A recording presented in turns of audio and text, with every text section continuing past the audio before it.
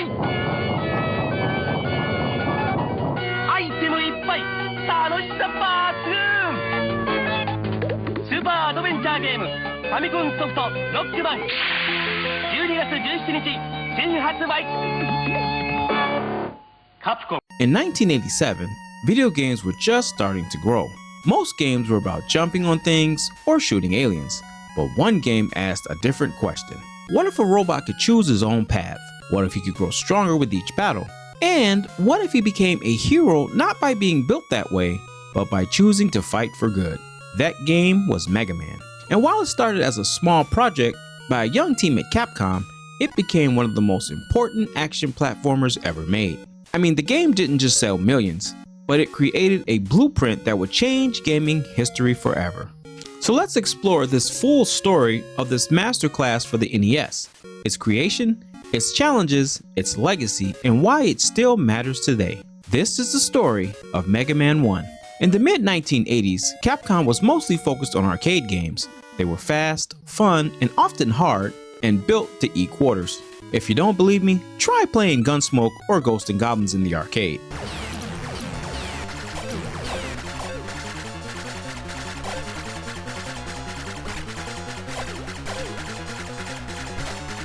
But with the rise of the Nintendo Entertainment System, or NES as it's commonly known, Capcom saw a new opportunity. They wanted to make a game for home consoles, something with heart, action, and lasting appeal. The team they picked for this job was young and full of great ideas. Akira Kitamura, the game's director, wanted to make a game that wasn't just about blasting enemies. He wanted choice. He wanted a hero who could grow stronger after each battle. Artist Keiji Inafune, who would later be known as the father of Mega Man, was still relatively new at Capcom. He was given the job of creating the characters and cover artwork. Fun fact about that though, Mega Man was actually one of the first characters he ever worked on. And you couple all this alongside of composer Manami Matsume, who brought the game to life with the music. And she created a different tune for each level, something rare at the time. Her catchy, intense melodies made Mega Man unforgettable. Capcom also introduced a new type of gameplay. At a time when most games force you to play levels in a strict order, Mega Man gave players a choice. Right from the start, you could pick from 6 robot masters, each with their own theme level and design. You got Cutman, a scissor-themed robot in a factory of sharp metal and steel. Gutsman, built for strength, his level had platforms that dropped you off if your time was just slightly off. Iceman, slippery floors and freezing winds made this stage a nightmare at times. Bomb Man, explosives were everywhere on his stage with a tense, ticking beat. Fireman, flames roared through his fiery furnace of a level. And rounding it out was Electman. His stage was filled with electrical traps and sometimes some tough jumps. Now when you beat one of these bosses, you just didn't move on. You earned their weapon. Each weapon had a special use and could make another boss fight much easier. For example, Cutman's rolling cutter could deal major damage to Electman, and this created a strategy. Players began to figure out the best order to beat each boss. It wasn't about twitch shooting skills, it was about thinking and planning ahead as a gamer. But with any great game also comes design, style, and challenge. Mega Man 1 for the time was colorful, fast, and extremely hard. NES games were known for their difficulty, but this one stood out. Some of the levels had brutal traps, tricky platform jumps, and unpredictable enemies. One of the most frustrating parts, you ask? The disappearing blocks, especially in the Electman stage. They blinked in and out, forcing you to memorize patterns or fall to your screaming death. Still though, players just kept coming back. Why? Because the tight control and fair design. Every time you failed, it felt like your mistake, not the game's. Except if we're talking about the Yellow Devil. More on him later. Still, Mega Man himself was simple in design. A blue suit, a helmet, and a powerful arm cannon. But there was a reason he was blue. The NES could show more shades of blue than most other colors, making it easier to animate him well. And then there was the music. Each level had its own theme song, bouncy, dramatic, and full of energy. These songs just weren't about background noise.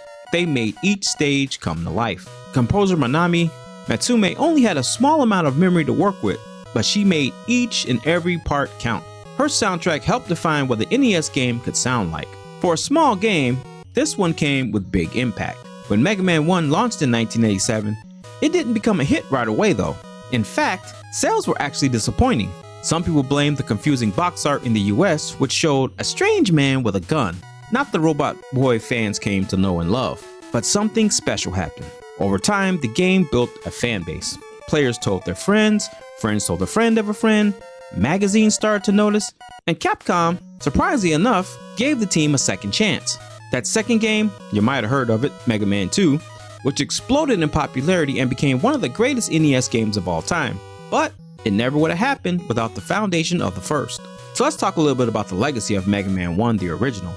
Mega Man went on to star in over 50 games. He fought new Robot Masters, faced harder challenges, and even got spin-offs like Mega Man X, Battle Network, and Zero. But the heart of it all, the gameplay, the music, the style, all came from Mega Man 1. Even today, game designers talk about how Mega Man's weapon system inspired other franchises. I mean, the idea of gaining power by defeating bosses and choosing your own path became a standard in action games. Mega Man also became a symbol of retro gaming. He's been in cartoons, comics, and even Super Smash Bros. I mean, my guy had a ton of crossover. And the fans who grew up with him all still remember where it all started. So let's go ahead and cover a few fun facts about Mega Man. Mega Man was called Rockman in Japan, and the reason being his sister Roll, which she still keeps the name in the US, helped create the theme Rock and Roll. The original US box art for Mega Man is often ranked among the worst ever in any game ever made for the NES. In my opinion, I think it still has charm because they would come back and revisit this bad meme of a box, but that's a different story. Also, the original Mega Man had a hidden scoring system that was dropped in later games, so only Mega Man 1 has this system where you actually get a score for killing enemies. And then there's the famous pause glitch that lets you beat the Yellow Devil boss with ease. Without this, I mean, it can be done, but to simplify it, they did have the pause glitch. And what that was is basically when you shot at an enemy, we'll just use the Yellow Devil here for an example, when his eye was open and you used the elect shot, or any shot for that matter, when you press select, it registered each hit every time the game became paused and unpaused, so you get multiple hits from one shot. And lastly, Capcom staff hid some of their own names in the credits, using nicknames because back in those days, developers weren't always allowed to reveal their true names. So why does Mega Man still matter? I mean, Mega Man didn't need fancy graphics or voice acting, he just needed heart. He was the underdog, the little guy with the big cannon and even a bigger mission. In 1987, a team of young developers dared to make something different, and they created a hero who still inspires us nearly 40 years later.